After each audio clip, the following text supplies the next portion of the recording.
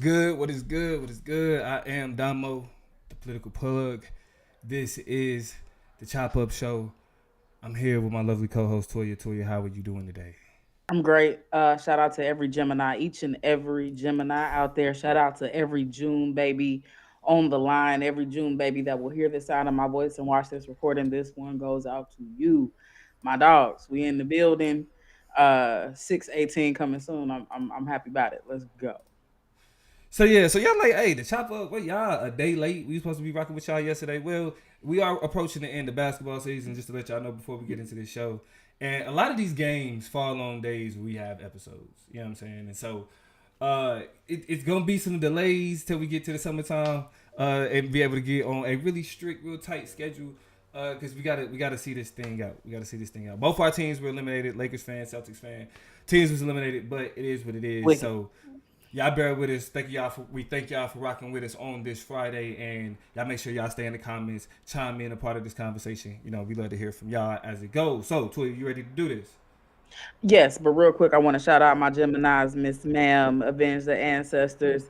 Hey, 6/17. I like that date. That's a beautiful date. It's great to see y'all. But also shout out to Emmanuel, shout out to Donnell, just everybody in the mix right now. Go ahead and share this link real quick. Let people know you tapped in with the Chop Up Show. Go ahead and hit that thumbs up so that we know that you are, showing your support physically. We're not here in the flesh, but we connected through that thumbs up. So go ahead and hit that thing real quick.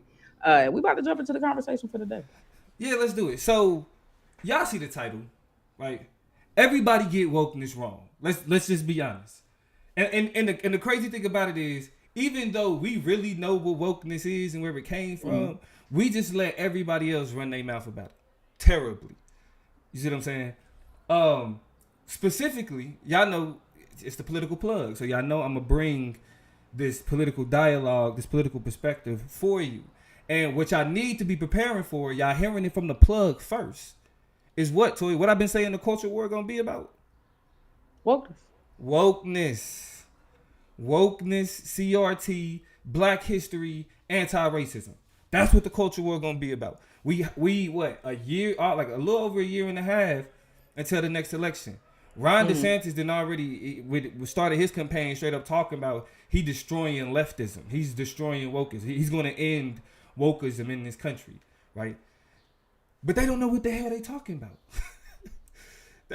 that's the honesty. And so Absolutely. And so more recently, what we've seen is the Little Mermaid movie drop, right? Chloe Bailey, I think, right? That's her? Or Haley? No, Halle Bailey. Halle Bailey. Halle Bailey. Her name is Halle. It's like it's almost like Halle Berry, but it's Halle Bailey. Right. Halle Bailey. She's the Black Ariel. Shout out to her. But unfortunately for what she representing, she's now become the front line for the current culture war on wokeness, right? And we know that this happens every time there's a character that becomes updated, right? Mainstream. They update the character, giving them a different race, giving them a different gender, and there's what I like to call mayonnaise flavored outrage that goes on across the message boards. And it's fully directed to this thing that they call wokeness. But this is the thing, Toya. They can't tell you what it is. The biggest opponents to wokeness cannot articulate what it is.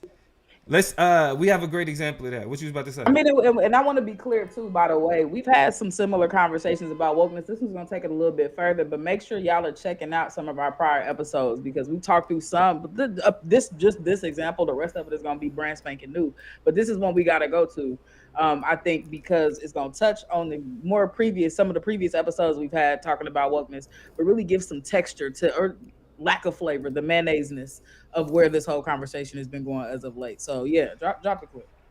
No, I mean because that's it, and that's why I like to call it mayonnaise flavor outrage, so we understand it ain't got no taste, no real good substance at all. You know what I'm saying? But you can taste it. There's a taste that's there.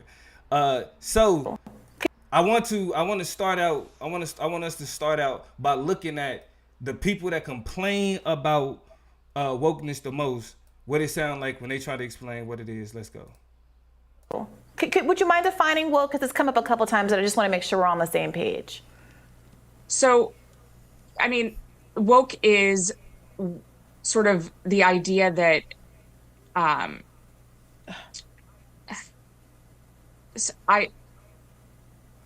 this is going to be one of those moments that goes viral. I mean, woke is something that's very hard to define, and we've spent an entire chapter defining it. It is sort of the understanding that we need to totally reimagine and redo society in order to create hierarchies of oppression. Sorry, it's hard to explain in a 15-second soundbite. Yeah, look, you know what that reminds me of? What that reminds you of? And like this is a total. I've seen it in like class, like as a person who teaches public speaking. I've also seen it in debates when people run out of arguments. They always get this little cough. They be like, and then excuse me, sorry, and then and this is like the glitch, the struggle through will never not be funny. Now I don't laugh at my kids, I don't laugh at my students, at least not outwardly, right? The same way we don't laugh at our kids outwardly, but every now and again it tickles me, like when you searching for the words, you looking for them. Ain't nothing wrong with you in your throat. It's pretty lubricated. Matter of fact, you overproducing sweat right now. You overproducing spit right now.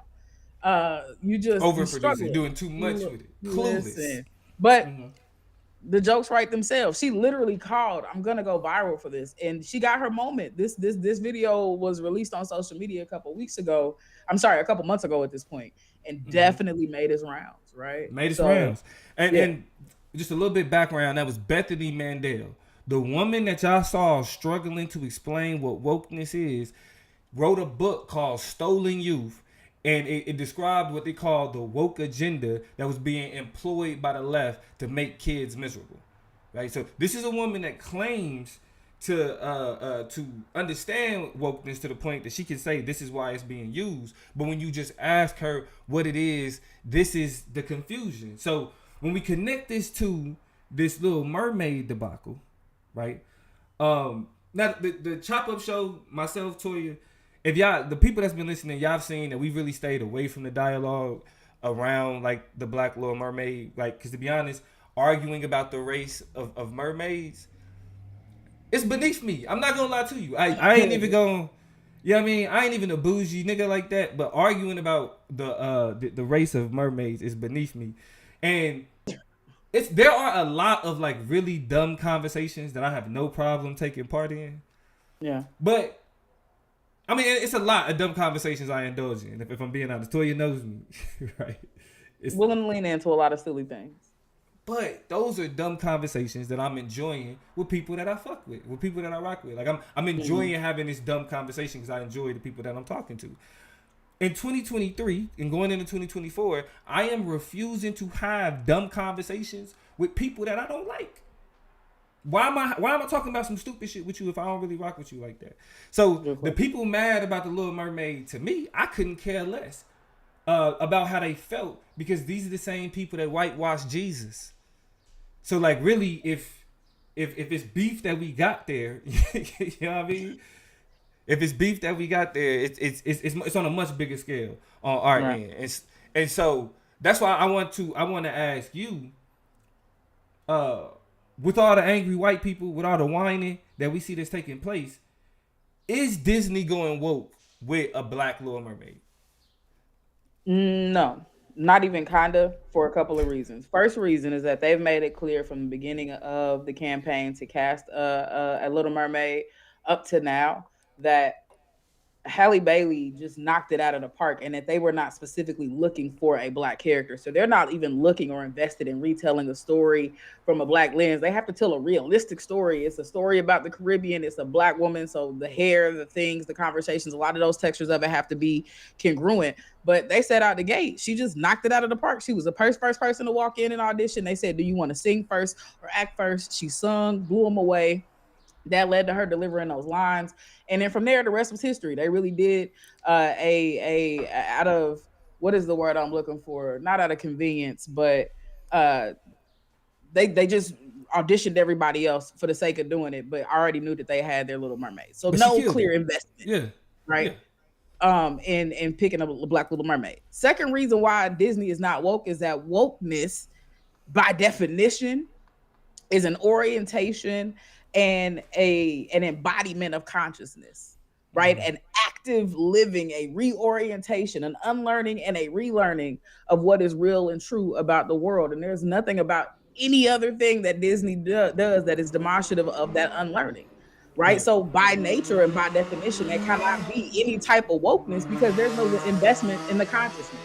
Right. There are just strategic business moves and bottom lines. And those are the only considerations that corporations like Disney are making. So no. Right. And so I like how, as you lay that out, you kind of laying out an understanding and definition of wokeness, because that's what we need right now. And because it's not that complicated, right?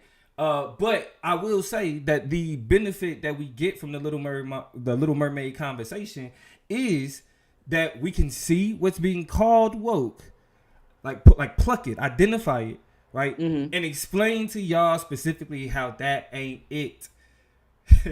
Right, and really show how like the people doing the most complaining about it is the most ignorant. So you'll get many different definitions from different people, but essentially kind of like what Toya explained, wokeness is generally understood as being able to recognize forms of oppression that have been normalized, therefore not easily identifiable, and then pushing back against that oppression. Right, so it's twofold. Wokeness has two levels to it. The first level is the recognition, the acknowledgement of forms of oppression that are not easily identifiable, that have been normalized, and then doing things to push back, to work against those forms of oppression. That's gonna be important as we continue this conversation. Toya, do you have anything to add to that definition? No, except for it is a shame understanding and knowing the definition. I look at Miss Ma'am's comment a couple minutes ago, said got a whole book chapter, but can't sum it up in 20 to 30 seconds talking about that author we just played the clip of. But yet you and I have both been able to kind of package it and hand deliver it in about that amount of time. So this is what we call willful ignorance. Right? These are people that we're dealing with that don't want to know, that don't want to understand. They simply want to take some of the stickiness of the terms, of the phraseology, of the buzzwordiness and set it on a platter because they know ignorant people going to eat it up without questioning what it really means or having a firm definition of it. It is not hard to explain or conceptualize even what wokeness is. It is not hard to truly understand the purpose of it, the function of it, and how applying it to things like how real world works, how the real world has been designed, and how history has become a precedent that has been set for where we are. And it's not hard to connect those dots. It is the willful ignorance of conservatives, of white people, of people invested in white supremacy, of people invested in the matrices of power, the anti-black capitalist, white supremacist, ableist, patriarchal, masculine of center dichotomies of power. It is those entities in those instances where you see the incoherence of wokeness, but it's not that hard, baby. Like you want it to be. You make it that way. I mean, and really that's because there's more of a focus on demonizing it than understanding it in the first place. So what we're going to do today is look at what is out here being called woke and show how the people that's calling shit woke are wrong as hell. And we're gonna, and a part of the reason why they so damn wrong is because the things that they are calling woke are actually just neoliberal efforts at diversity. That's it. Right, and we've talked about neoliberalism before, fake good capitalism, as it's known. Because I can't just call it good capitalism. I mean, I could throw up the quote unquote good capitalism, right? The socially responsible capitalism. That's how proponents of neoliberalism would describe it. But when it comes to diversity, critical race theory scholars, black leftists such as ourselves, argue that neoliberalism will always miss the mark. Why? Because it's more about looking diverse than actually being diverse. And we should already understand that and know this by now. Neoliberalism often treats diversity like a commodity, something to sell to make an organization look good. That's it. It takes diversity and it turns it into a product. It's all about how it looks on a brochure, how it looks on a website, right? How it looks to consumers, how it looks to donors, investors. How it looks on social media, right? This is what we live for these days, is what, the people who maybe don't follow you, but could potentially be a follower of the things that they are captivated by, right? Exactly. And so it's not about real change. When, again, the definition of woke means that you have to be doing something to push against the thing that's being identified. And so we're not seeing that. It's all about market value and public image. So since we're able to recognize that diversity is just being is in the way that it's being promoted by people like Disney is just a question of being used as a prop, we're gonna go through the black leftist criticism of how y'all understand the way that wokeness is being used and what's being called woke, and to help y'all recognize that it ain't close. It's very specific criticisms, right? Very specific criticism. The first criticism that we're gonna start with is how mainstream diversity is superficial. It's not real, right? Neoliberal attempts at diversity often focus only on representation. That means it misses the entire second half of the definition that we talked about. It does not adequately address the systemic issues that perpetuate racial disparities. So the people or the presence of people of color in an institution or an organization does not necessarily mean that people of color have influence in those institutions or in those organizations. I want to make sure we broaden this conversation, not just the people of color, because some of the examples we use won't be about color. There'll be things like your gender expression or, your age, or just there are a bunch of different examples. So as you think through kind of marginalization or systems of power, it's not just a racial thing. We're talking about diversity. We're being critical of kind of the veneer of diversity that shapes a whole lot of these campaigns out here. And another thing that I want to kind of set aside is I want to speak for my own personal politics, because I don't want to overspeak for the plug. But I just want to be clear. This is a dissection of diversity, but I don't really have personal, ethical, or theoretical investments in diversity. I don't think it is of value. I think it is a tactic and a strategy that I guess has some type of material implications on real life. Like, I think that diversity is important for like the job that I have, but I don't trust it as a necessary tactic or strategy to like liberate myself or my people, right? I'm not looking to diversity to save Black people. I think that those things are very incongruent, right? The idea of diversity undermines and undercuts the needs and desires of Black people, right? So I think I just kind of want to be clear about my investments in diversity, because I think it's interesting to look at. And I think it's interesting to be a byproduct of it. You know what I'm saying? In a lot of ways, right? I am valued and I have value in social collateral capital because of my intersections in a lot of ways. And that is how society has changed in turn. That does not undermine or take away from or detract from the ways those same intersections make my very existence kind of suck ass. In innumerable ways that we can go through and talk about the anti-queer, anti-Black, anti-woman, anti-poor society that we live in, right? Like, clearly impacts my life. But these are like layers of how even I want y'all to think about, right? Because I don't necessarily, I don't want to fight people who have investments in diversity and think that that's some type of pathway out or some meaningful, tangible way to liberate Black people. It's just not the politic for me. So my little asterisk aside, we're gonna get back into the theories that we have, the criticisms that we've developed of diversity as it exists. But I just want to put that out there for free. But to what you said though, I think your criticism specifically echoes Stokely Carmichael and his criticism of the Civil Rights Act. There's a benefit to diversity to communities that aren't diverse. Right, there's data and research that shows, like, for example, if you have a certain like over 20% women in managerial positions and C-suite positions, you see an increase in revenue, right? And actually, when you look at revenue, what's called innovation revenue, which is revenue that companies and corporations get specifically from new products, introducing new things, right? Sure. Every element of diversity from race, gender, sexuality, religion, right? Having all these different people together leads to specifically women, now uniquely women, but all these different diverse elements actually lead to more innovative revenue, right? Because the idea is that you have more experiences, more thought processes, right? That end up making people more money, right? Like, all these minds come together working for this similar goal, right? Corporations clearly benefit from it, right? We see the data. What you're saying though is that is again another example about how, like, what we bring to the table, what we represent, will always benefit the institutions and everybody else everybody else around us, but at the same time, black people and women and other people of color end up still having the same demands, even as we sit in these areas that are now considered diverse and inclusive. You feel me? 1,000%. 1,000%. Hey, But shout out what's to Nico, by the way. What's up, friend? How you doing? And what Stokely Carmichael said specifically was the Civil Rights Act was not made for black people. It was made for white folk. It was to tell them, hey, these are U.S. citizens. They should be able to walk into this restaurant, sit down and eat just like the rest of y'all.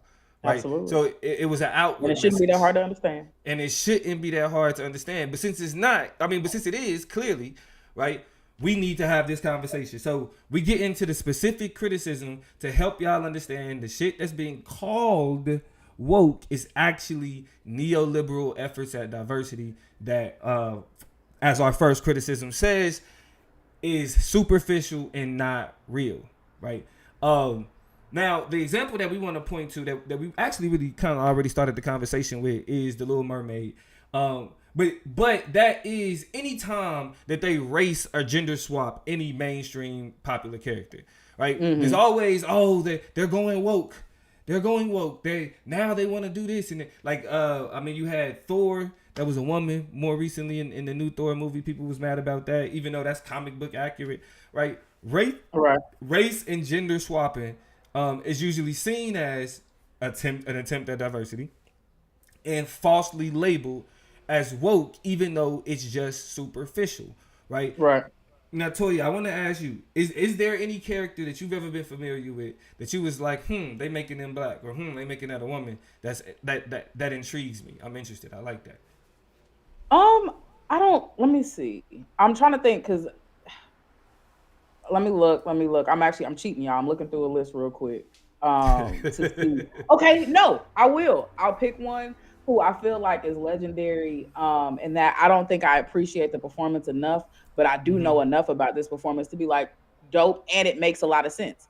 When Catwoman was originally casted as a white woman, but came back in, I think, the final season of Batman, as it aired on television, maybe, to be Eartha Kitt, playing Catwoman, right? And we know Eartha Kitt to be Miss Rar, Miss Purr anyway, like speaks with a problem. So it just seemed like that was a role that she probably could have been filling the entire time. I don't know the iconic performance like firsthand, but I've seen pictures, I've seen clips. When she passed away, I saw a lot of those clips. And I mean, is she somebody you look at in that role and you like, chef's kiss, you know what I'm saying? This is exactly what it is, or what it should have been. I'll read this quick excerpt about what I saw. Debuting in 1940, it only took 28 years before the part was played by a black woman. Not only was this a race swap from the original comic book character, it was a swap from the original the original actress from the show. For the first two seasons of the 1960s Batman series, Julie Newmar played the role in the first two seasons, being replaced by Eartha Kitt for the final season, right? So this is epic, not just in the comic book world, but this is also epic in the television world. This is epic during that time. You're thinking about the 60s and the heavy development of the civil rights movement that is leading into the Black Panther movement. So these are all the things happening alongside this legendary actress take this role on this legendary superhero series. And so that was a big deal, I think, that I can point to. Yeah, I mean, that one was more historical. I ain't gonna lie, mine is a bit more childish. I like the black Spider-Man, Miles Morales. I ain't gonna lie. It's just, Spider-Man is what got me into comic books, you know what I'm saying? And then the fact that, like, my son, who's, like, really a big Spider, they call him Spider-Man at daycare, because he literally walks into the classroom and jumps and does the Spider-Man pose every morning when I drop him off at daycare.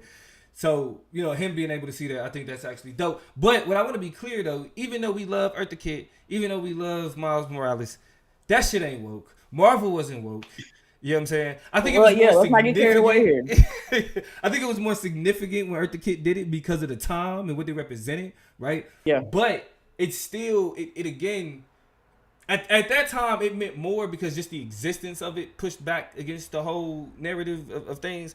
But nowadays, like if gender swapping and race swapping characters don't mean as much because we see that it's like they make money, like they can see that they make money in it, right? That's why, from my perspective, Disney is not woke because of a Black Mermaid, primarily because as much as we say representation matters, Capitalism only cares about the image. It only cares about reflecting representation, regardless if it produces any material benefit for Black people. Couple of things, two things as an aside. One, I read this tweet earlier this week that's in relationship to the Spider-Verse, and it's a new Spider-Man that just came out this past weekend, which is a double down on Miles Morales' life, right? On Into the Spider-Verse. I actually really want to see that, and interestingly enough, this makes sense for my personality, but I want to see that more than I want to see Little Mermaid. So I think I'll probably get that done here pretty soon. But you know, Sunflower, the song. Yeah, the song. Yeah. Who was that? Sway Lee and Post Malone. Post Malone. That song is 18 times platinum. And if you recall, it made sense to me when I saw it. And it was so funny, bro. But it's also interesting just how music works. And again, this is an aside and got nothing to do with wokeness. So I'm just kind of dropping the factoid in there. But there were people on the thread when I saw some tweets about it that was like, I have never heard this song in my life. And then there are other people who was like, I could not get away from this song. Yeah, right, like anywhere, and I was part of the latter group. Like I felt like I could not go a place without hearing. I can't get away from it either. I liked it. Yeah, I liked it. It's cute. It's a vibe. But I thought that was interesting that song like made that much money in a time where it's hard for songs to be that new and go platinum that many times. I did want to look to the. What did you say? You said you're gonna look at the comments. Oh yeah, I did want to look to the comments because we got Frederick. Thank you for popping in. Definitely hitting that like button. We appreciate that love for sure. Take Frederick's advice. Said just popped in. Make sure y'all hit the like or like the video. Emmanuel Briggs said when they made Starbuck from Battlestar Galactica. This is not my language, so I hope you know something about Battlestar Galactica. A female character, and she actually played the role better than the original male actor did. Are you familiar with Battlestar? I'm not familiar with Battlestar Galactica. I'm not in the I mean, I've heard of it, but I just decided those words together in that order. Unfamiliar, but I know it's a video game, so shout out to the gamers out there who got a little bit more tapped in with that. Nico say Eartha Kitt killed the role. It's a show. It's not a game? Yeah. No, it's not. It's a show. You know what I'm confusing that with? Oh, what was the name? Old school Nintendo. It was like a Zelda. I don't know why I crossed those lines in my head, but I did. Sorry. Don't do that. Don't do that. Shout out to Vance, was good. Says Spider-Verse is definitely fire, so go see it. I'm gonna take that advice for sure. But yeah, y'all keep talking to us in the comments. Make sure y'all tap in. Smokey Kaida, shout out to you. Definitely happy to see you in the chat. So y'all keep hollering at us. Keep the conversation going, Plug. But look, so as much as we love the new Spider-Man, as much as we love the Black Panther and all the shit that represented, and as much as we was like Wakanda forever, all of that shit was superficial. It was not real. Like even the Black Pride that it touched on, they was pulling on our heartstrings for them to make more money, for them to overall, right? It was in order for them to look good. But specifically to this question of race swapping, what we have to understand, the term that I've used here before, it's a conversation. I don't want to let you get away with that Black Panther point, but I'm gonna let you. Because we talk about race swapping anyway. Yeah, we'll stay focused. That's fine. But I feel like you snuck something in there that I don't know if I agree with, but that's fine. Go ahead. I did. But so race swapping essentially is empty calories. It feels good. It tastes good. We like to see it, but it doesn't produce any tangible benefit. Making a white character black or a male character female or a straight character gay has to do with profitability of progressivism in 2023. I want y'all to say it with me. The profitability of progressivism in 2023. More black people would take their kids to spend money to see a black mermaid because she black. We want to see, we want queer people watching movies and watching TV shows. So let's show more queer people on TV, right? That doesn't mean that the show is getting more woke. That means that it wants a bigger audience. It wants to tap into more people. It wants more eyeballs. So yes, let me just say this, and I want to hear from you. So yes, traditionally marginalized groups get more representation or getting more representation, but it does more for the pockets of TV and movie executives than it actually does for the likes of black and queer people. Chime in, Toya. I mean, the only thing I would add to that is I don't understand why that's so hard for then conservatives to understand, right? Like, we're not moved by diversity. Like, diversity can only do so much. You know what I'm saying? And this is kind of where I start to beg the question of what, in the same way as I go back and forth with you about representation in politics and why I don't always feel like having black people in high places is necessarily a thing. that catalyzes something great is the same way I feel like I'm not always sure having black, like seeing somebody like representation is cool and it is what it is. And I don't want to speak against it because so much of our revolutionary politics have been about making space and taking up space. So I don't want to undermine any of that. The other side of that though is like it only materializes sometime. So I say all this to say, I don't know why conservatives can't just be like, that's just a money grab. That's just a corporation being a corporation. They don't have any power to indoctrinate my kids. They don't have any power to change the way that our society was going to be. Society is going to be what it's always going to be because it's going to be what it's going to be. They don't have mysterious powers to jump inside our brains and hearts and make us do anything. It's just an appeal to make money. Why is that hard to fathom on either side of your political ideologies and orientations, right? But I want y'all to get an example just to kind of understand what their narrative is, because they got to see black mermaids and because you have queer main characters, that type of thing. Let's actually take a look at how they respond to these types of things. It's ugly. It's ugly. It's ugly. Hold on. How do we feel about Disney being woke? What is this guy about to say?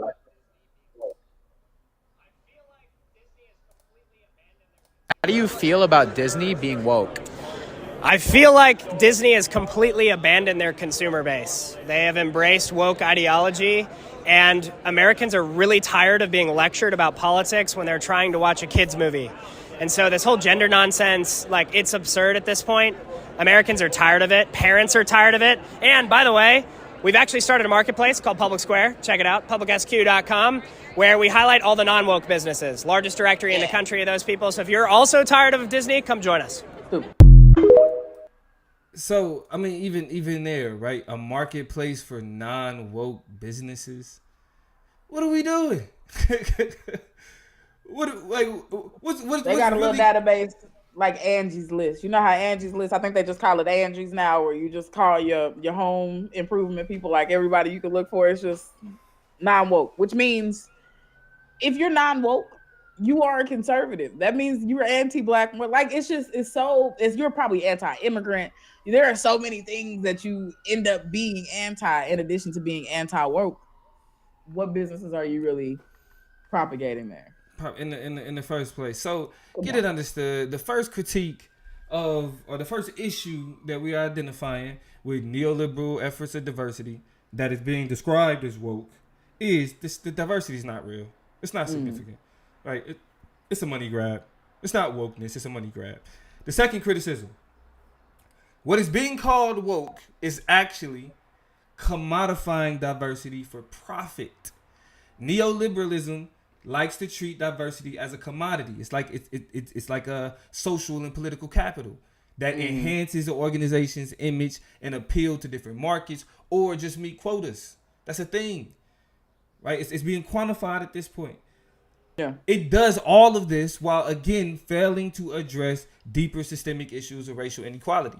Corporations play woke to get people who like to play woke to spend more money with them so they can feel like they're doing something, but it's all a play, right? This corporation cares about racism. It says no to racism. I'm going to spend my money with them.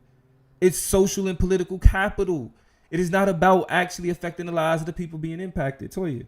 The only thing I want to add to this conversation about liberalism is the fact that this is an invitation of corporatism into things that are kind of invaluable, right? That don't have value. So when you talk about Black life, when you talk about immigrant life, when you talk about women, when you talk about people with disabilities, when you talk about queer folk, right? These are things that are invaluable that through the process of corporatization and privatization end up having a dollar amount signed to them. The reason why I bring this up is that it's not only identities, but it is also features of our lives. So for example, healthcare or the prison industrial complex, right? Freedom cannot be, there's no value to freedom, right? It's invaluable to be free.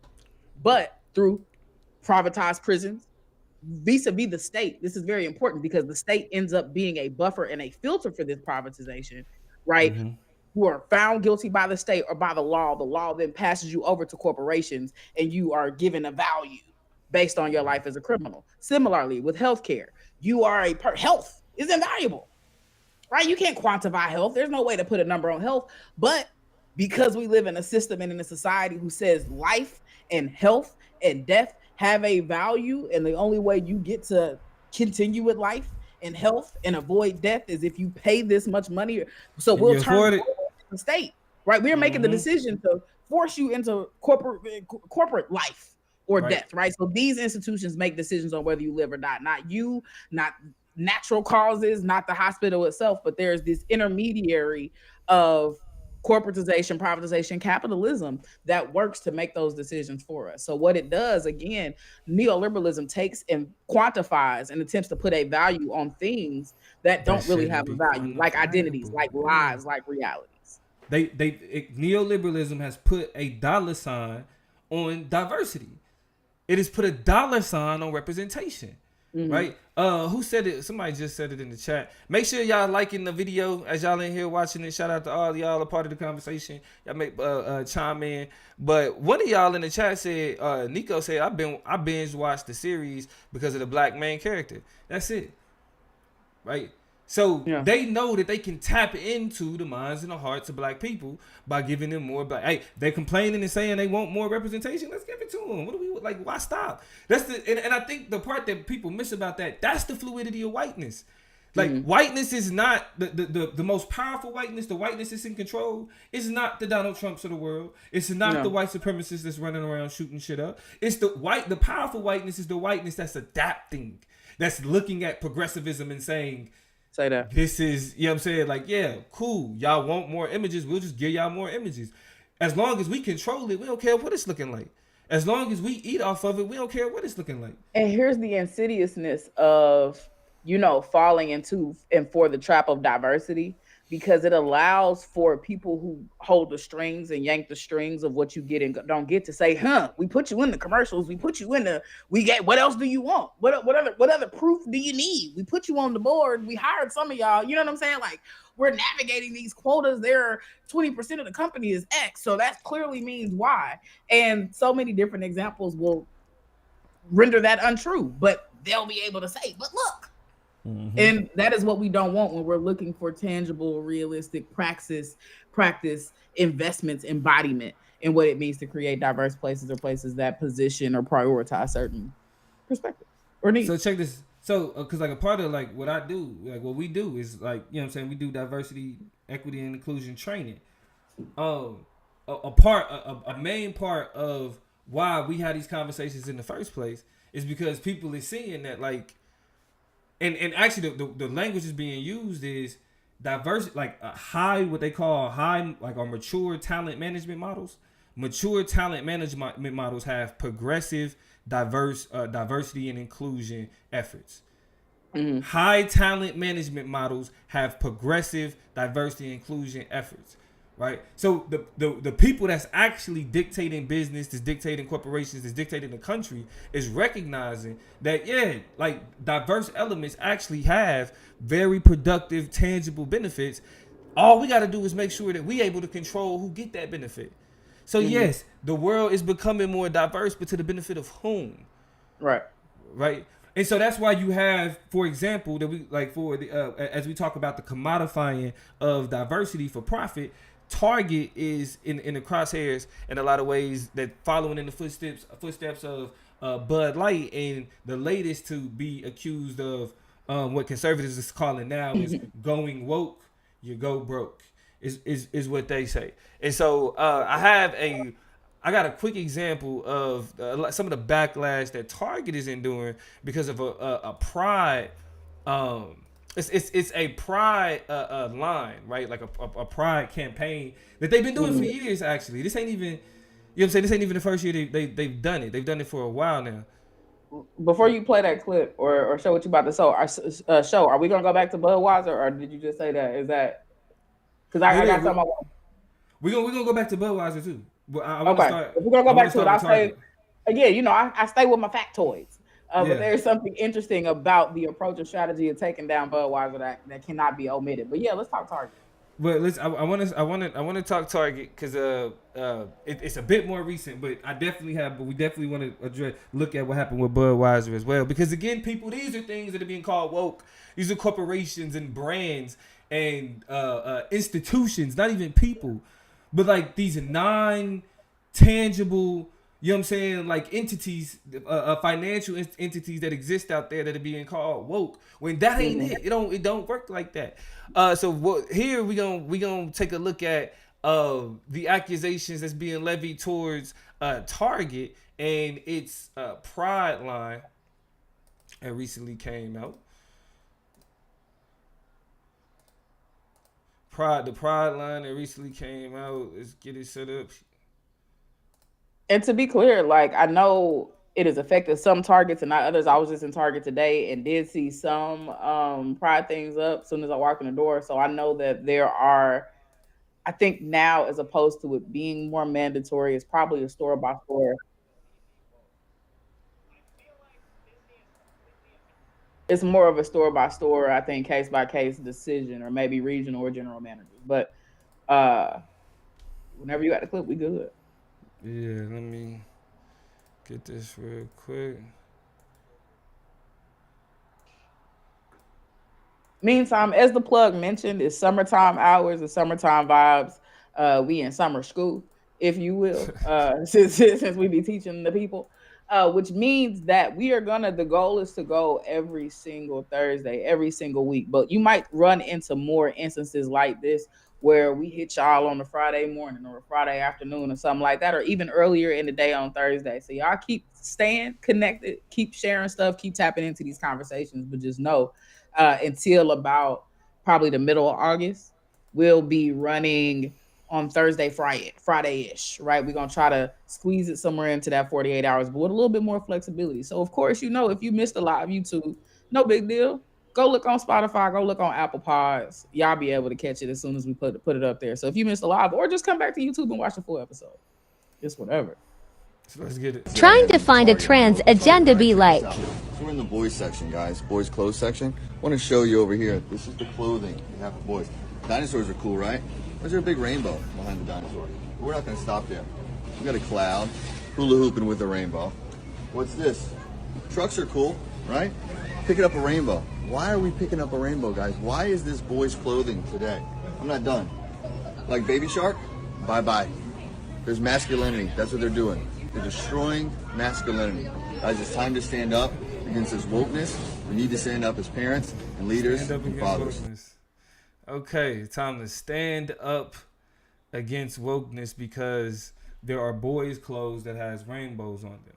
It's time to stand up against wokeness inside of Target. Boycotting Target. Because Target had... So, let's talk about the response, right? Because that really... That there's no surprise there, right? We know that they get it wrong. But what was it about the response that Target gave in light of this criticism that really is the biggest issue? So Target making a decision to... And they give two reasons. I think the primary reason is that some of their store associates were being targeted, being harassed, and generally being bothered, like people like this man that we saw in the video going into the store, making videos, making content, tearing up stuff, moving stuff, whatever, and generally complaining and being combative, right? Like to the point that they want to fight and want to stage protest and do all types of weird stuff in the stores. And then you also have the issue where I didn't hear a lot of this conversation from the articles I read, but this is something else that people were saying, that they feel like it wasn't profitable enough or something like that. Now, I have historically been known to celebrate Target, to use them as a case in point example of some of the leadership, the corporate leadership that's being taken on these issues, and that they are a model that people can look to. I think the issue, and this is the same issue we have with people who very passing celebrate Black History Month or send quick shout outs to other causes, is that you have to, in order to truly right the wrongs and to create some type of pathway out from the oppression that folks have experienced, have got to give up something. You got to sacrifice something. Many times and more often than not, the violence against trans folk, against queer folk, against Black folk, against immigrants is violence to the body. right? This is not just violence on the mind. Like there's physical assault on the body, on the flesh of people. And so you got to make yourself vulnerable. Now, I want to be clear about something. I'm not saying that associates in the store should be made to be harassed, to be dealt with. Like, they shouldn't be. But this is a multi-billion-dollar corporation. Put security at your store. So you ain't Make an investment. Walmart. You know what I'm saying? Goddamn it. Target. You know, like people literally choose you over Walmart because they feel like you're elevated class and of this and of that. And you know, I now here's critical thinking in real time, because there's also issues. I don't want to see my shopping experience be policed, right? I don't know how comfortable I would be as a Black person pulling up on Target, like, yeah, y'all got them for to protect the pride display. But critical thinking. So maybe my increased security plan or idea is not the plan. Cool. But something need, like, think about it. But just to give up, I think that the real criticism is just to be like, oh, the heat is up, got to give up now. I think we're going to pull back. Black people, queer folks, Black queer folks, trans folks don't have that option. They don't live that life. They don't get to plug in or plug out. They don't get to play this game, this hopstock, this double dutch game where one day they in and every single day they out. Fight for their life. Every single day they get targeted. Every single day they have to make a decision to come out and to experience bodily harm or to be put, have their home security be. That's a risk. And so if you're gonna play the game, baby, play the game. Play the game. But I think this egg-shelly, this the hot and cold, in and out approach to it is exactly why we never wanted y'all trying to double down in our movements anyway. It's exactly why we was good over here without y'all slapping shit in y'all store anyway. I don't think there was a queer person on earth that was like, Target, where the gay clothes at? They made a decision, right? And are not backing it up. And I think that's the issue, is you got to put some skin in the game. You got to keep that skin in the game. And if the skin come off your knee, the skin come off your kney. You know what I mean? But it's that level of investment. You got to have the bandages. You have to be prepared for it. You got to be ready, right? Because the skin the skin's going to come off the knee. That's the reality of it, right? Like the attaching yourself to it, like, again, because wokeness is, again, recognizing what's been normalized oppression. That means people hold on to it. They used to it. People don't like letting go of what they used to, right? So that means that there's going to be pushback. You're supposed to expect that. Backlash. Right?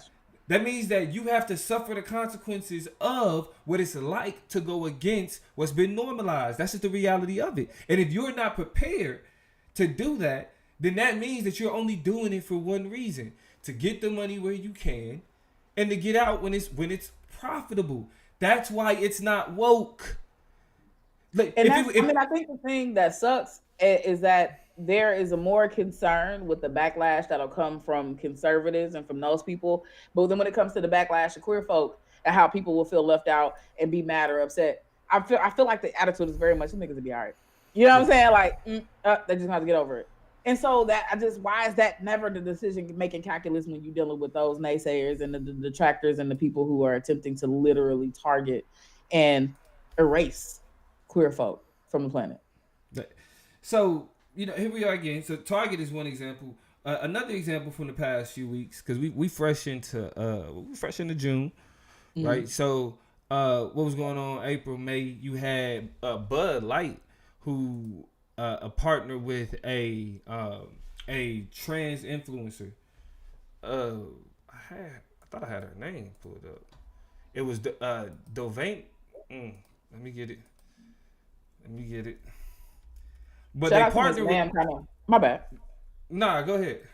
I was just gonna shout out Miss Ma'am in the comments. Been talking to us a little bit. Said they only rock with representation with them to make their money. As soon as there's an itch of possibility of losing money, they fold up. And like I said, that's privilege par excellence, right? It's the opportunity that a lot of these folks don't necessarily have. But go ahead, my bad. Dylan Mulvaney is the trans influencer that Bud Light partnered with. When they came out with a commercial with Dylan, and then they had like the rainbow cans that they was associated with, and that was another conservative outrage, conservative backlash. It was angry, like, right, we're not drinking Bud Light, and I think they lost about $1 billion or so, right? Yeah, got to a point where they actually two of their marketing VPs that actually went on leaves of absences. I wasn't even sure. I didn't know about that part. Yeah. Like the people that were partly responsible for this whole trans Bud Light, they went on leaves of absences. This is the thing. The reason why these companies ain't woke when they come face to face with these controversies, they didn't do what Ben and Jerry's did. Ben and Jerry's was like, we don't want you motherfuckers eating our ice cream. Are you the racists and the bigots out there that got a problem with our message? Fuck you. Take your money. Get another brand. Bye. Leave. Eat something else. We don't want your money. You know what I'm saying? Now we're gonna talk about whether or not like that instance, coming from those people is an instance of wokeness. But what it is though is without any brand and the people behind the brand that's not outright rejecting the bigoted politics that's saying that they're gonna hold their money. What do you care more about? Do you care about $100 from a bigot, right? Or losing out on that $100 because you don't want, because you're not bound to those type of people and to that type of ideology. Yeah. But Target, Bud Light, these corporations will capitulate to the stockholders, to the money, to the consumer. They can't be woke. So the whole controversy about even attaching wokeness to Target is a disrespect to the understanding, to the ideology. Very much so. These people are tripping, and they waging war against a wall. It also go to show their stupidity. When it comes to this Bud Light example, and I think the example you use of Ben and Jerry's is also pretty apt. There's always an option to choose something else. Here's my little fun factoid I wanted to share with you about the decisions that Budweiser consumers have made to choose something else, because it actually implicates something very important.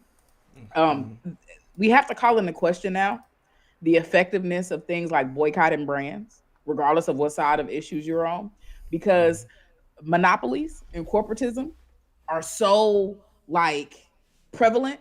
And what do I mean by that? Monopolies being only a core group of people really being able to run an entire industry, right? And influence an entire industry. Think airlines, for example, think cell phones, for example, or another example of monopolies that companies have on certain industries, right? But you also have this corporatism that means you never know who really, really, really ultimately owns the brands you're utilizing. You just know them by this name, you use them by this name, and you think this name is different from this name over here, not even realizing, honey, they own all of it. So the gotcha that Budweiser has been experienced, which is why Budweiser wins in the end. Sure, CEOs went on leaves of absence and they lost $1 billion, but it's been proven that while sales of Budweiser have gone down, sales of Modelo have gone up. Who owns Modelo?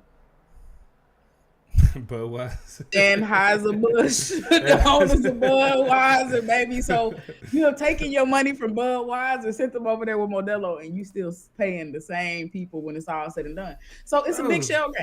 We can't lose to these people, Toya. That's what I'm saying. It forces us to question these politics, right? These political strategies like boycott brands, because if you're not going to do the work to figure out who's really behind the curtain, you could be playing yourself. But secondly, just go somewhere else. If you mad, just go take your business elsewhere. I think this also proves that is always and will always be an option for you. So instead of doing all of this and taking away other people, just choose something else.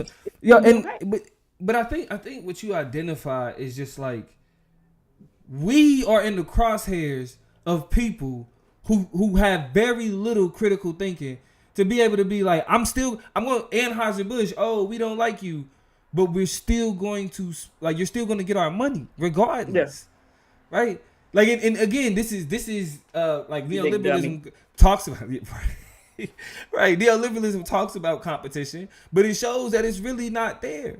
There are no competitors. Whether you turn left or right, you end up spending your money with the same individuals. And so while they're waging war against wokeness, which inevitably ends up creating laws against the education and the history of black people, right? That's who ends up hurting. But the person they pointing a finger at is Bud Light and Target. Right. We can't be losing. We can't be losing the fight to these people. We can't let them control the narrative of what it is that we refer to as being enlightened. What y'all say, I'm enlightened. My mind has been awakened. We took that. We just called it woke. You up there. You elevated. This type of stupidity can't we can't sit back and let them dictate what this type of shit mean. Like I'm definitely cool with that static. But let's get into the third criticism, right? Because again, commodifying diversity for profit is not woke. Simple. Yeah. So Target, Bud Light, they weren't woke. For those who were confused, if you didn't know, if you're just now joining us, make sure you hit that like button. Subscribe if you ain't subscribed. Commodifying diversity for profit is not woke. The third criticism is most of what get called woke is actually race neutrality. If it don't have to do with gender, because again, that's another place where gender and sexuality, where the conservative culture war is taking place. But specifically, the criticism as it relates to the Democratic Party and the rights and all those things associated with the laws and how it's racially neutral, right? The letter of the law doesn't apply to people. And what neoliberal discourse often does is it emphasizes the importance of treating everyone as an individual rather than acknowledging their racial identity. This shit neglects the systemic and structural aspects of racism. If y'all remember, we are CRT scholars. If y'all here, y'all fuck with and rock with critical race theory. And critical race theory emphasizes that racism is not just individual acts of discrimination, but embedded in legal systems and societal structures and cannot be addressed without acknowledging the impact that race has on people's lives and opportunities. That means it's not neutral, even when we simply just talking about things like rights and how the law functions and who gets opportunities and who gets access and who gets chances, right? All of that shit is racialized. Now, and I mean, this is important. I just want to say, keep that thought. I just want to say how, because I mean, a lot of people get real sticky and icky. When we were having a CRT conversation, we talked about how people they start to get uncomfortable when they feel like CRT means they're attracting more attention or that they have invested in a particular ideology. And I think I just kind of want to dispute that, like, desire to like be like, let's not make everything about race, right? That don't fall for that. Don't fall for the good old y'all make everything about race, because everything is about race. Everything is implicated in race. Race is about everything. Everything is about race. So yes, right? This neutrality where it's like, we're just talking about this. Don't bring in race or no. Take a moment, peel back the layers and see how race implicated it. If you can't buy ice cream, it's summertime now. If you can't buy ice cream in your neighborhood without hearing a particular song, and you need to understand that song has racist and slavery implications to it. Mm-hmm. Like something as simple as buying your favorite delicacy in the summer heat has baggage and implications. So I just really want to put that up, because some people get sticky like, well, they're right. We do make everything about race, and everything don't got to be about race, y'all. Yes, if you take a moment to critically think, 9.5 times out of 10, it very much is. And that's where it becomes so problem. And again, wokeness is about recognizing normalized oppression. Please. The shit that we have been told is like, this is just how it is. That's a problem. Who I think is the biggest perpetrators of race neutrality. I'll even give them this. This is Black Democrats. I'll give them this. Black Democrats will recognize that race plays a role in everything. But here's the problem. They can't be woke because black people attaching themselves to any political party that was a part of the foundation of this country, they are choosing to be bound to a political ideology that has not ever been productive for the black struggle. What we know for sure is that Democrats have hijacked black issues for generations. They've recognized the existence of systemic racism for decades. This is recent shit, mind you. Remember, because we still know, again, Joe Biden, crime bill, all of that, right? So I'll throw that bone out there, but we're not gonna get too deep into that. Right. But the belief still is that the system works for everyone when done right. Like Black Democrats are in even at there have been certain points in my political maturation where I've made the done right argument, and Lee and Toya have had to check me like, my nigga, you read too much. You kind of caught up in. You know what I mean? Like, nah, like it's still done right is what we see. Yeah. And I mean, I think it's the perfecting of a system, right? Done right only speaks to the insidious nature of it to lull us into its dynamic shifts and changes without recognizing that reform will never be enough.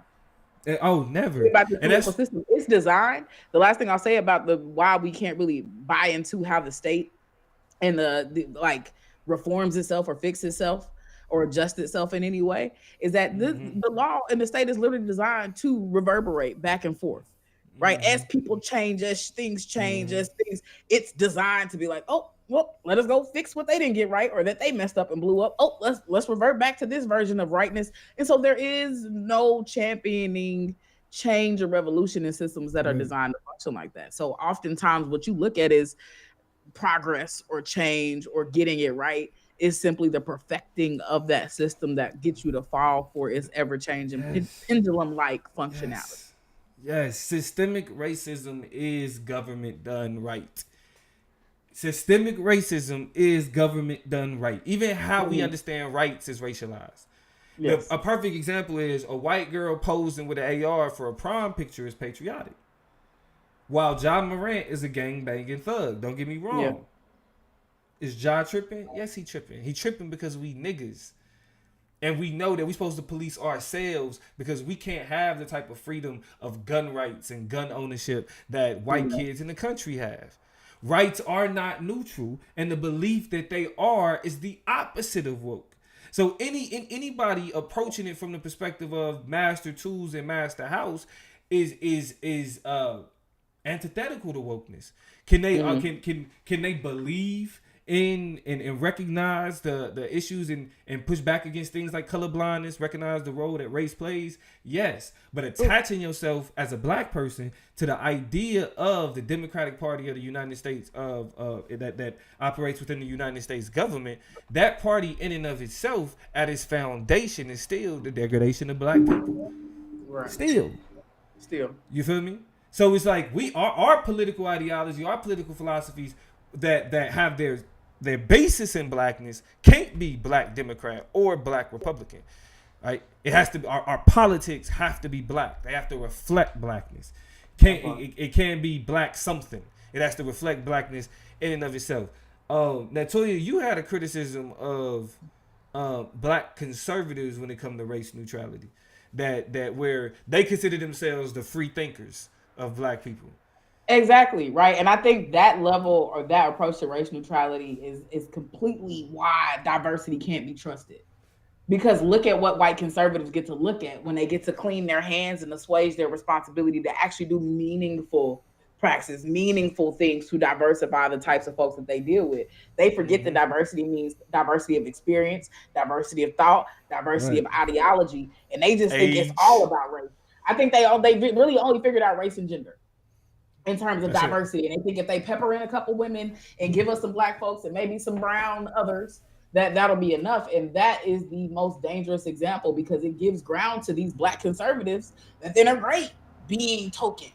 They're great being what we call pornotroped or displayed and put on display as good black folk. And we could talk through these examples all the time. Your Herman Cains, your Candace Owenses, your give me somebody else. Your Ben Carsons, your Stacey Dashes, your Diamond and Silks. You pick some.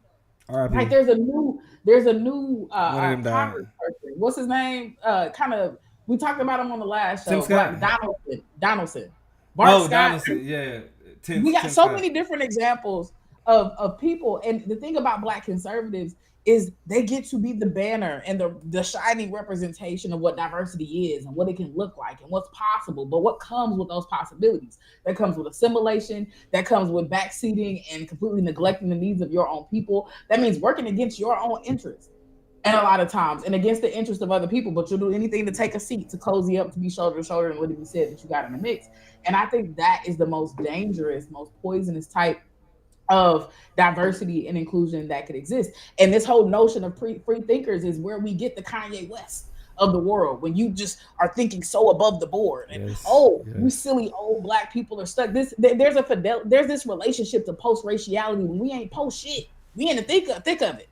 But these black people and the white people they talking to are so invested in being post-racial, so invested in being beyond that, so invested in being hyper intellectual that they're not held back, they're not bogged down by race. And these are simple, idiotic conversations that you were having. Right. These are conversations about Talk peons, that it's shit. about capitalism Talk now. that shit. And, Yeah. right. These are the talking points that they have. And that's because they think they're the new Negroes. They think they are playing above the board. They think they light years ahead of us without recognizing it. Even when you in a binge, you still a nigga. Nigga in a coop. In a coop. I will That's quote still the that bar reality. every time because the irony of that man being the person to say it is what we mean when we're talking about you lost in the South, shout out to Consciously. Shout out to the Thinking G. that your race neutrality in some way has saved you and can save others. And it just doesn't work like that. Yeah, I think this, and I think this is where people like what's that man name? Like Nick Fuentes, right? Yeah. Like them developing relationships with like people like Kanye West, because Kanye is willing to go so far into their politics that again his race in and of itself doesn't matter. Right, like that idea of this is the type of black person that I'm cool with. Yeah, they have, like, even black conservatives search for and demand and look for a level of race neutrality, right? That allows them to set themselves outside. I'm not black. I'm OJ. Right. And as Jay-Z said, okay, nigga. Okay.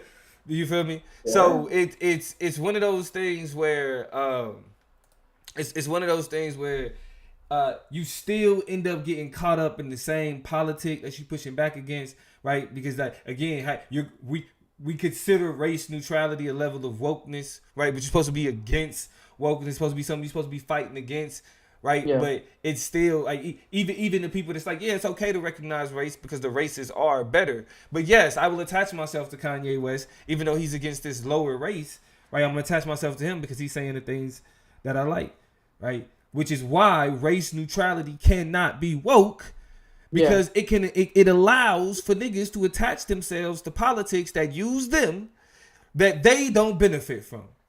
Can I give my other example though? Because I think the other example will kind of fit here too. And real quick, I want to shout out Ms. Ma'am said out here just happened to be one of the good ones, right? And that's so much of the huckabucking that's being done is just like, look, I'm good. Don't you agree? Yeah. Can I get your cosign of approval? Can I get your validation? Silly, sick politics. And shout out to Vio back in the chat. I ain't seen you in a minute. Said I would describe it as pseudo intellectual, and that is exactly what it is. Nico says it's dangerous. We actually had that conversation. Remember, we was actually gonna have a conversation, something similar to this, where it was like, but because we got a whole framework of how we go. You know what? That's gonna be an episode. Thank you, VO. We're going to get into the pseudo-intellectualism of the bigots and the bullshit. But go ahead, Toya.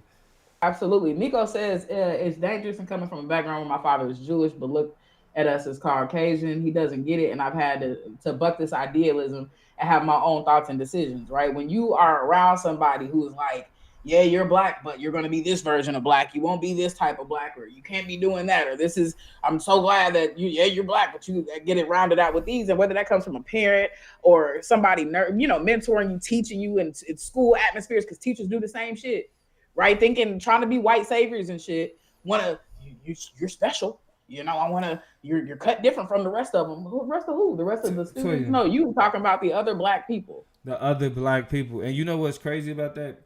So, and this is, again, woke for us is being able to recognize shit like this. Yeah. When I first got my scholarship to OU, I went for debate. I was on campus early, right? We was down there for a debate camp. Yeah. Walking around campus, people would wonder why I was there. The first assumption was always I played some sport. OU is a major sports school, basketball and football, right? Oh, you're on the. I was like, yeah, I'm here on scholarship. Oh, you on the football team? Like, no, I don't. Not football, basketball. No, not basketball. I actually debate for the university. Debate? Really? You on the debate team? Yes, motherfucker. Yes. Let me tell y'all. The amount of times that I got that, like, you end up you can't help but take offense because there's a question of my intelligence and my ability because of my skin tone, because of my phenotype, right? Because I was 6 feet plus. You know what I'm saying? But I'm not talking to you about something I do physically. I'm telling you about something. I'm here. My college is paid for because it's something I do with my brain. And you can't fathom that. You gotta bring yourself back to reality to understand that, oh, I'm looking at a unicorn. This is a real unicorn. Yay. Yeah. Congratulations for you, unicorn. This thing that doesn't exist anywhere else, right? Can I tell the people also about your other part of your OU experience since we're talking about diversity? What? Y'all, Damo, want to be handsome, nice little smile, look happy to be here, childish like, boyish, good looks.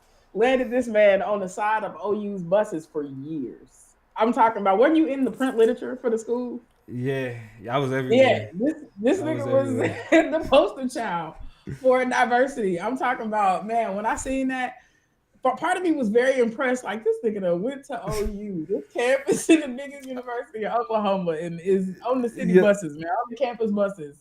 So Full just face, a little, full face, just on the side like this. A little background. I was going to class one morning and I had like this dope ass OU track jacket, and I think I had a Cedar shirt on too. I do too. It was a yeah, you know what I'm saying? It was like a Cedar Oklahoma. Yeah. So I had on the Oklahoma gear, right? And but I had on pajama pants. And I was getting a Powerade before I went to class. And they was like, somebody just came up to me and was like, hey, do you want to take some pictures? And I was like, yeah, you know what I'm saying? So I sat down, it was me and these white people, and I was just looking at them like, yeah, let's just act like we're talking and laughing, because I don't know you people, right? And they took the pictures and I went on about my day. Like about a year or so later, I get a text in the morning, like woke up in the morning, my homegirl sending me a picture, and it's a picture of my face on the side of the bus, like the brand new housing and food campaign. So like all of pretty much the dorms and the campus cafe, like that part of the university, they was like, we want to use his face for our campaign. So for the next like 3 years, like it's girls that I've met that said that literally my face was in the brochure that they got in a freshman packet about the rules and everything for their university. My face was on the front of that packet. So and that's why they decided to go to OU. You know what I'm saying? I got a friendly. Hey, I actually, I have been told that some of them was like, I was like, where's that man on that bus? Where was that man on that bus? I was around. It's crazy, you know though. what I'm saying? But the irony of it. Yes, I represented a very diverse element of the university. You know what I'm saying? Okay. So back on track. But getting back on track, right? Getting back on track. So what has to be understood though is that even those instances of diversity are examples of creating that neutrality. You know what I'm saying? On the university, right? It's you don't have to worry about race. Everybody's here, type shit, right? And oh yes. And so before we got one more example that we want to talk about an issue with race neutrality. If y'all look on the thumbnail for this episode, for this video, on that thumbnail is a Juneteenth celebration flyer thing. Toya, go ahead. I'll do you one better. If you go to the Chop Up Show right now on Instagram, you should be following us. So you just should have actually been on your timeline already. But if not, you're missing out on great conversations that are being had because the comments blew up, the likes blew up on this. So this same picture from Juneteenth from Greenville, South Carolina is actually on at the Chop Up Show on IG right now. So if y'all want to go look at that image and really dissect the comments, you should. But go back. My bad. I just want to tell people where to find it. Well, so what you had there was y'all know how in the light poles, you have the like the banners, the vertical banners. It was a vertical banner for a Juneteenth celebration, but on the banner was white people. It was it was two cheeses smiling. It was a white man and a white woman on the Juneteenth celebration banners. What are we doing, people? This is liberalism. There we go. Oh yeah, that's perfect. Hold it, just like that. Y'all see that? That's perfect. That's two white people on the Juneteenth and upstate celebration. And again, and this is the thing, Toya, because look, what's happening, right? Representation. Yeah. Representation. We got to put some teeth into this though. Do it. Because representation is happening. But we also have to be clear in this particular instance about who's driving these conversations, because there's a lot of mis-strategizing going on. What's interesting about these pictures from Greenville, South Carolina, is the committee that was in charge of developing the Juneteenth celebration for this year and coming up with those banners were Black. Black people came up with those signs. And their logic, bless their hearts. Hold on, Miss Ma'am said there was no Black people in the room. Yes, there was. There was people at the front table. There was people with the mic. And their logic in doing this, and I feel and I understand it, but it's not gonna get it done.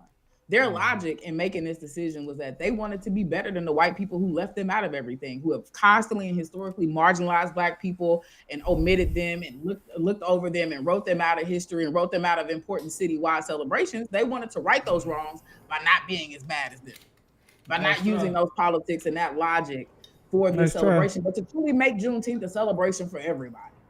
Yeah, right, to make it a good time and an opportunity for everybody to pull up at the table. And no ma'am, no ham, no turkey, no Thanksgiving. Christmas is canceled. If that's what we're doing, because and this is a moment where, because a lot of white people were like, they were in the comments on the Chapo show, well, look how much you all just want to jump on social media trends and what everybody's talking about without doing your research. Little do you know, Black people need to be able to and have historically criticized Black people. Booker T and W.E.B., Martin Luther, Malcolm X, the Panthers versus other peaceful movements during that. To like, listen, historically, we have had to negotiate just exactly what the hell we are doing. And those are one of those moments where Black people needed to be able to call out the attempts at race neutrality, because baby, it don't work. Regardless of who did it. This is not FUBU. This is not FUBU. It don't work for us just because it's biased. It don't work just because we want to invite people and let them feel better than they made us. No, this is not the time for that compassion. This is not the time for that sympathy. There are things you can do in other ways besides taking a holiday that is made to celebrate not the freeing of the slaves, but the revolution, the revelation that the slaves were free. They was lied to, and you just want to invite those same people. Like, it will never make sense to me. And this is where again, neoliberal attempts at diversity, which this is, again, because it's about individuals and the individuals being respected. No.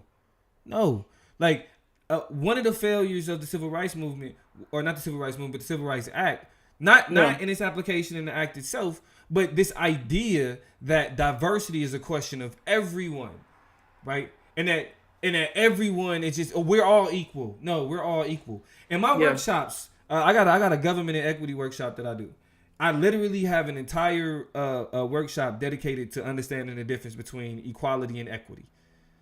Diversity and neoliberal attempts at diversity, the diversity that we see mainstream, the way that we even talk about diversity, attempts to create equality. We are all here together. We're all Americans. We don't have to look at race, right? We just need to look at, we all live in the same community, right? And wrong, failure.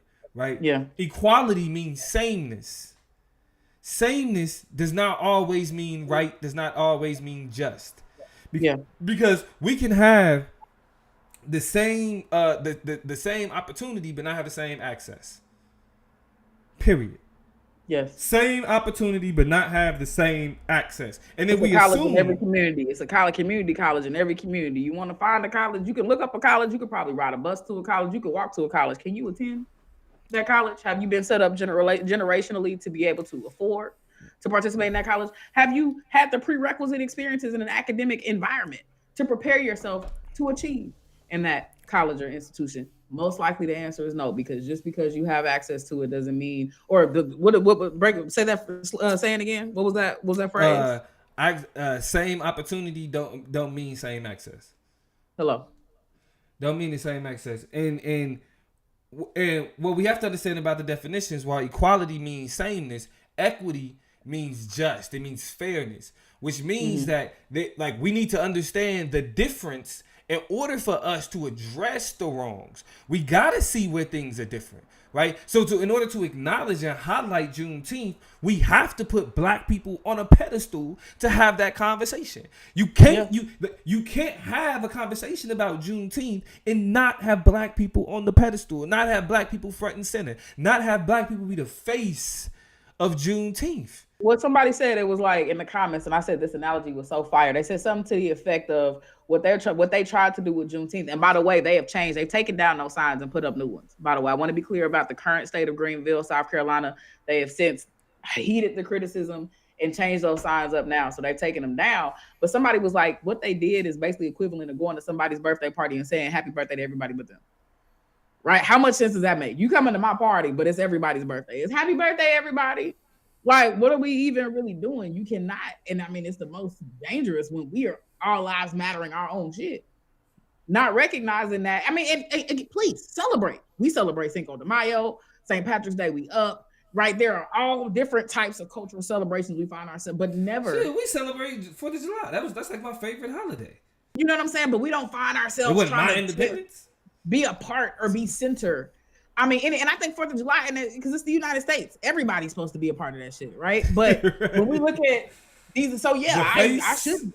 You know what I'm saying? Ideally, 4th of July is not niggas though. You know what I mean? As much as people want to be in and a part of something, you don't have to be center stage. You don't have to have a seat at the table to enjoy the banquet. At the head table to enjoy the banquet. You don't have to have primary seating in order to enjoy the show. And so I think there are so many benefits, so much cultural value in being able to come to a Juneteenth. So I ain't saying don't come. Bring you and your children. Y'all come listen to some folks sing and dance and cook some Q and talk about their history and celebrate each other. You should see those things so that you know that Black people love each other, that we are powerful, compassionate, collective, unified people who work together and love on each other and celebrate the fact that we are able to live freely inside of this country. Right. Come see that. So that you don't think we walking around angry and pissed and upset and mad all the time, right? I think there's a video floating around on social media. Some white boy in a room full of Black people turned up having a good time. It's very raucous occasion, and he's sitting up. It was his first Black game night. It was his first Black game night. Same thing. I've also seen a biracial wedding video floating around where niggas are swag surfing and dancing and cutting up to everything, but these old white people sitting in the corner way in the back of the reception, like we don't know whether we should come or join it. But they're there. They didn't alienate their family. They didn't alienate their kids. They didn't, you know what I'm saying, criticize or you ain't got to be in the middle. But recognize and understand the value of people coming together to celebrate the different things that create the patchwork for this country that we live in, because that just kind of is what the hell it is. So I want to take this, since we at 120, 123, we can round it out. Let's round it out at a smooth hour and a half, right? So I want to take the time to ask this question to close out, because I think what you just spoke on kind of like leads us in that direction. Can white people, or let's just say non-Black people, can non-Black people be woke? Can non-Black people be woke? Your answer is yes. Why would you say that? The same way non-Black people can play rock, can play punk, can should get into dance hall, can get into grunge. That's our shit. You know what I'm saying? Like, it's always gonna be our shit. What you do with your elevated consciousness is up to you. But I don't think that it is anything that perpetuates performativity or anti-Blackness or culture vulturing for you to be like, I'm woke. It's about what you do with that. It's about the praxis behind it. It's about how you materialize that shit. But no, I don't think that wokeness, a heightened level of consciousness about the way that power functions, is something that is solely reserved for Black people. I think, and I mean, and this is why I kind of disagree with you about, for example, examples of wokeness that come from Ben and Jerry. Well, really, Ben and Jerry. That was where I disagree. We kind of that was a different argument, different conversation. This is more so in terms of Ben and Jerry, because they have been invested in movements against mass incarceration for years. But I asked the question though. I didn't say they wasn't, but I said, is that wokeness? We're gonna talk about that at the end. And I think that's an example of it. Yeah. I think that is an example of a elevated. I mean, even the invitation for conservatives not to eat their ice cream, they willing to lose money. That's what I meant when I talked about earlier. The only way you can really be woke is if you put yourself in a position to give up some shit, to make sacrifice, to give up, right? And maybe give up things. The only way we recalibrate power in these systems of power is if the people who hold power are willing to give that shit up. And I think somebody in the comments very poignantly said something about that idea. Let me look. I think I want to say it was Miss Ma'am.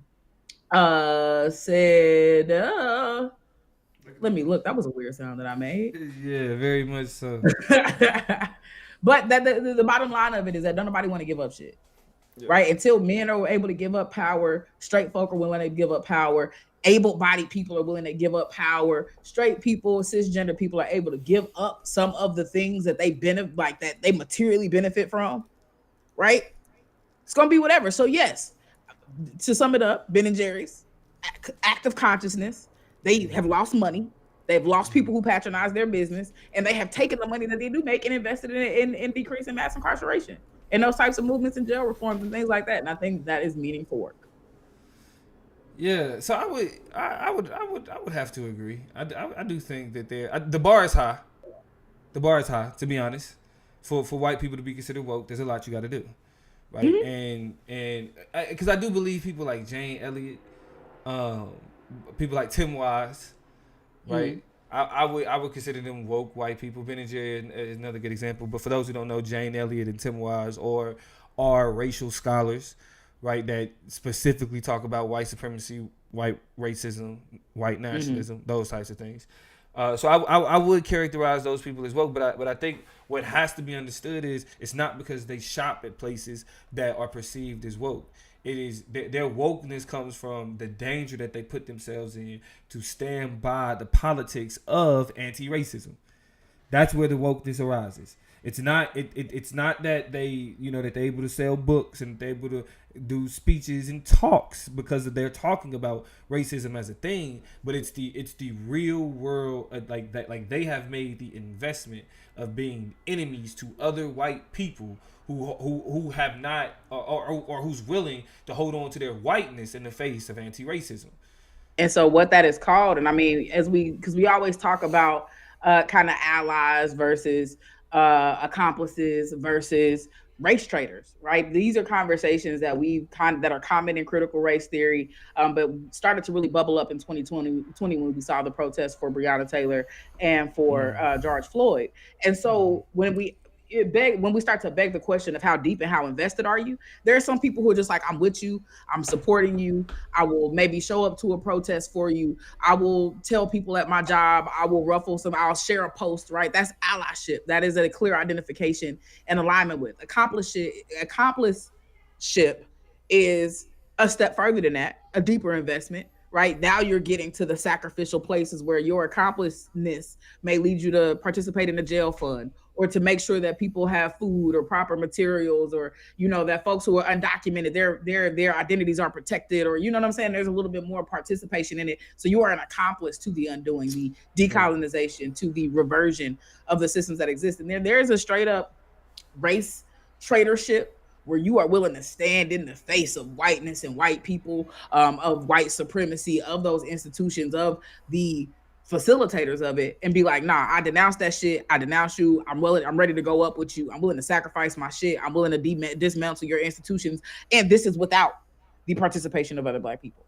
They didn't send me. I'm not here on their behalf. My life's work is invested, right? I live and I breathe justice. And so everything that I do in every fixture and every place that I'm given access, right? So in the academy, for example, we talk about Jane Elliott, we talk about Tim Wise, how I feed my family, how I pay for the house that I live in, how I shelter myself is by confronting directly and challenging and shouting down institutions of white supremacy and anti-Blackness, right? Those are the types of race traderships, right? I'm organized. I'm not organizing because I don't want to get in the front and take the front seat of the Black people who are telling me what to do, but I'm heavily invested, right? In the way that the liberation plays out from one moment, one situation, one experience to the next. Yeah, and ultimately, and the reason why what I want to leave us on, that bar is higher today, is again because of the fluidity of whiteness, right?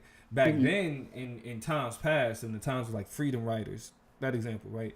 You can't undermine the sacrifice that white people did to be a part of the civil rights movement just by sitting next to, you know what I'm saying, by believing in desegregation, right? Exactly. When that was enough to get you killed, then that was enough to be considered woke. Right, but when believing in desegregation is the norm, when believing in diversity is the norm, when believing in progressivism is kind of like, yeah, that's what we do, right? That's to be politically correct, you know, that's who we are. Those types of things. That's no longer the bar for wokeness, right? Because there's no risk involved. Like this is safe for you, right? Engaging in the acts of anti-racism and pushing back against white nationalism and white supremacy. We're dealing with some of the most some of the most violent people.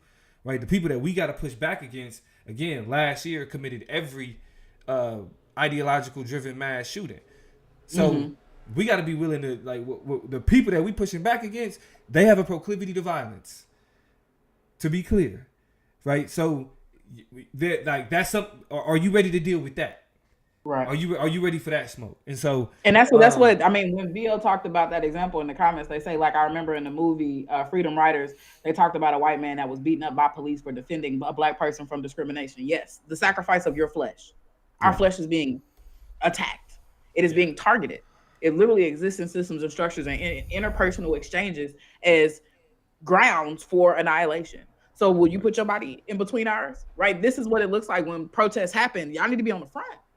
Like arm in arm link chain to create a wedge of separation between us and the police. Those are the types of sacrificial acts that demonstrate that type of and that level of investment. I will say I want to shout out Donnell, who has been dropping a couple comments before we close it out, that helped form and kind of refine this conversation too. First thing Donnell says is we're just at a point of where admitting to any, and I'm assuming the people who hold the power, admitting to any prior or current injustice cedes too much power, jeopardizing the structure they've known their entire existence. And that's what got them shook, right? That's the reason, because they know chickens is coming up to roost, and that it ain't lip service and diversity campaigns. And this month, this is what we're going to do for Black History Month. And this month is what it's not working. We're not falling for it no more. And a lot of people never fell for it in the first place, but people are sharing videos on the Tick and the Talk, and people are on the Instagram, and people are doing the CRT thing now, and all of a sudden people is getting hit to the moves, and people are no longer satiated by that. Donnell continues, it's ultimately just being aware of who we are and how we got here. That's it. It's a reasonable aspiration. I just don't know if we'll actually actualize it. And I think we're speaking to kind of the shifts, the changes, the recalibrations, the revolutions that we're looking for. And a whole lot of it has less to do with the people who have been marginalized, erased, silenced, oppressed, beat the hell up, left for dead, and more to do with the people who taking up the space and not allowing for people to just live with not equality, as the plug talked about, with equity, right? To live in a society with justice. But we're not going to get there through wokeness. And that's the thing that I hope we as a collective, you as individuals, as folks who are in your own ways, going to your jobs, to your communities, to your institutions, to your ballot boxes, to wherever you go to do your thing, that you're not being caught up by, right? Don't be so excited to see yourself that you forget about the fact that neoliberalism often is at play. What is neoliberalism? It is the ability to attach a value to a thing that is invaluable. Those things like identity, those things like life or death, those things like freedom. And so the government and corporations are allowed to do that. And that's what gets us all, on this high. But that high fades away. And what are we left with? We're left with dust. 9 times out of 10. 9 times out of 10. So as we close out, this is what we need to understand. Y'all are hearing it first. The Chop Up audience, I'm telling y'all, going into this 2024 election, y'all are about to be the most prepared. Because what we've been talking about on the Chop Up is what you are going to hear the most of all through cable news and through the cable news channels. The thing that we cannot do is allow for cable news and cable news conversations to dictate what's understood as wokeness. You do not capitulate to a faulty premise. Don't do it. Right? These conservatives are not arguing against wokeness. They're arguing against neoliberal attempts at diversity. Wokeness is something that they can't even comprehend, that they can't understand. Now, does wokeness expose some things that probably make them uncomfortable? Yes, it does. Right? But what they're pointing their finger at is proof that the conversations that's being dictated around outrage surrounding the Little Mermaid, surrounding Target, surrounding Budweiser, Disney, etc. Understand that if you were beefing with a corporation, you were not beefing with wokeness. If you were beefing with a brand, if you were beefing with a fictional character, you were not beefing with wokeness. You're beefing with neoliberalism and its attempt to display itself as woke. But woke folk know that entire conversation is a waste of time. with that being said, we again like to thank y'all for joining us on this Friday. We know y'all could be out kicking it, having a good old time, but y'all in here talking about bullshit about wokeness, targeting other nonsense with us. So we thank y'all. We appreciate that. But we will see y'all. Toya, when you gonna be back from out of town? We'll be back next Thursday. Count on it. If y'all don't see us on Thursday, be looking for us on Friday. On Friday, weekend. It's up. We'll be on the beach. We're gonna drinking things. We're gonna eat some things. We're gonna do some things. But then we coming back. And we tied in, strapped in for the summer, especially as things evolve. So be looking for us next Thursday. If not next Thursday, be ready for us next Friday. I know what it is, Chop Nation. Just make sure you tap in. Yeah. We got some debate family that's getting married, and Toya will be a part of those festivities. There actually some big names in the debate community too. So shout out to them. Congratulations to them from the Chop Up Show. I'm gonna say their name. Shout out to Devon and Nicole. Devon and Nicole. Champs. So with that being said, we will see y'all next week. This is the Chop Up. We out. Love y'all. Peace.